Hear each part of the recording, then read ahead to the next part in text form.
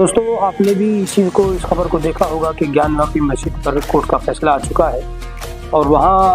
ضلع عدالت نے اور اس کے جج نے فیصلہ سنایا ہے کہ مسجد کا جو تہہ خانہ ہے نیچے کا حصہ ہے اس کے اندر وہاں کی انتظامیہ ہے وہاں کے پولیس پرشاسن ہے وہ 7 دن کے اندر پوجا پاٹ کی شروعات کرے اور اس کی انتظام کرے تاکہ وہاں پوجا پاٹ کی شروعات کی جائے مسجد کے تہہ خانے میں۔ تو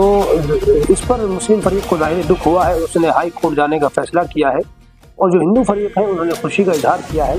لیکن اس پہ سب سے بڑا سوال یہ ہے کیا ہم مسلمان یا اس طریقے سے جو جمہوری لوگ ہیں، جب ہندوستان نے فیصلہ 1991 میں ایکٹ میں پارلیمنٹ نے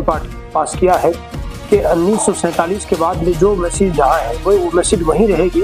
بابری مسجد کے علاوہ وہ اس کو خارج کیا گیا تھا، ورنہ پوری پارلیمنٹ نے متفقہ طور پر جب یہ فیصلہ دیا ہے کہ کوئی مذہبی عمارت کو نہیں چھیڑے گا، چاہے وہ ہندوؤں کی مذہبی عمارت ہو، چاہے مسلمانوں کی مذہبی عمارت ہو، کسی دوسرے دھرم کی۔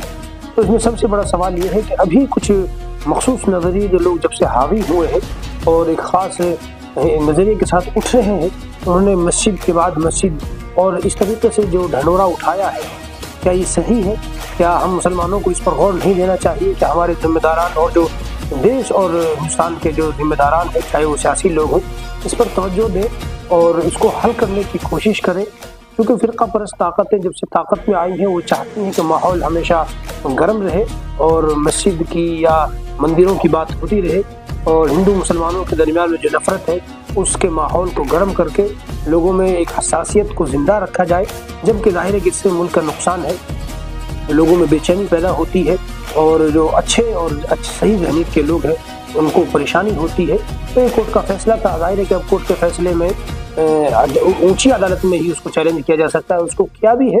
لیکن جس طریقے سے خاص طور سے ایک پیٹنٹ کے ساتھ ایک فرقہ پرست طاقتیں اور ایک الگ نظریہ کے لوگ مسجد کے بعد مسجد، بابری مسجد کے بعد گیان واپی یا بنارس کی مسجدیں، جب یہ فیصلہ متفقہ طور پر کر دیا گیا ہے 20 سال پہلے کہ کسی مسجد کو یا کسی مندر کو نہیں چھیڑا جائے گا، تو یہ ظاہر ہے کہ اس میں سوال اٹھنا چاہیے اور ہم سب کو اٹھانا بھی چاہیے۔ ہم مسلمانوں کو اس چیز پر توجہ دینی چاہیے کہ ہم سے آخر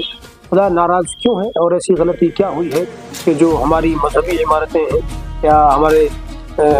شعار ہیں ان کو کیوں ان کے ساتھ کھلواڑ کیا جا رہا ہے۔ تو میری آپ سب سے اپیل ہے آپ سب بولیں اور آواز اٹھائیں، اور آواز اٹھانے کا مطلب یہ نہیں ہے کہ آپ کورٹ کو گالی دیں یا ملک کے قانون کو گالی دیں، اتنا ضرور کہیں کہ